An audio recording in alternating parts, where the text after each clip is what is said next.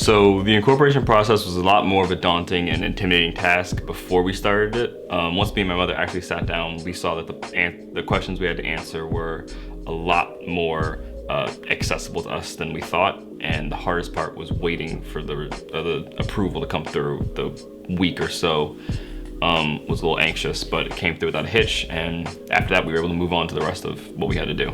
Yeah, the branding part of the startup process went really well when we found Octava Designs. Miss Sue and her team did an amazing job creating an amazing brand.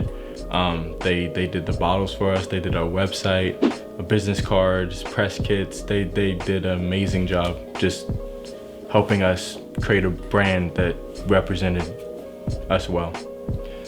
Pretty early on, we recruited the help of our friend Nayla, who has her own company called Scene Creative, and she has been helping us with our public relations and online branding, because we only recently really got into social media due to certain rules that were placed on us. But we've been learning a lot of how to work with it and how to talk to people, how to post things and comment, things like that, and it's all due to her, really.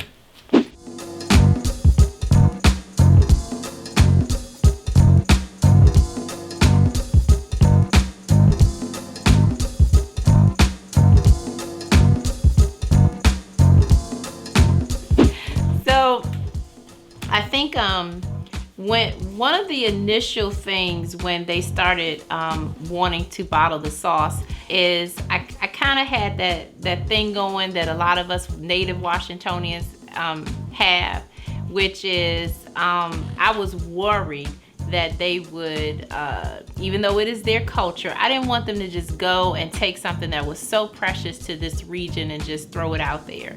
So I told them, when you sell this sauce, don't just sell the sauce.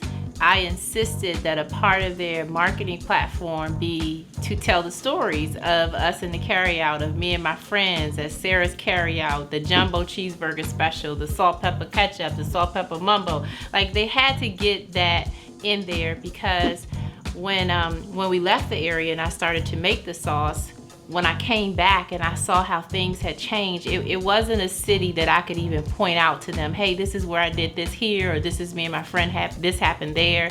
And so I saw the effects of gentrification, and I didn't want my children to be a part of that without thinking, but I did want them to be successful. So one of the things that I love actually about their design is something that's kind of funny now. People say, why do you guys have a picture of George Washington on your label?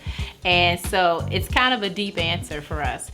So we thought about putting their grandfather, Poppy, who is the sauce is named after, on the bottle, but nobody wanted to desecrate his picture by having him with sauce. So we only have ones of him in uniform. Yeah, they were just not willing to put sauce on his face. And then, of course, Andrew didn't want to have his picture up there with the sauce on his face. So we really liked the design that Sue came up with, because I think that it gives a nod to the origin of the sauce as far as it being a Washington, D.C. thing.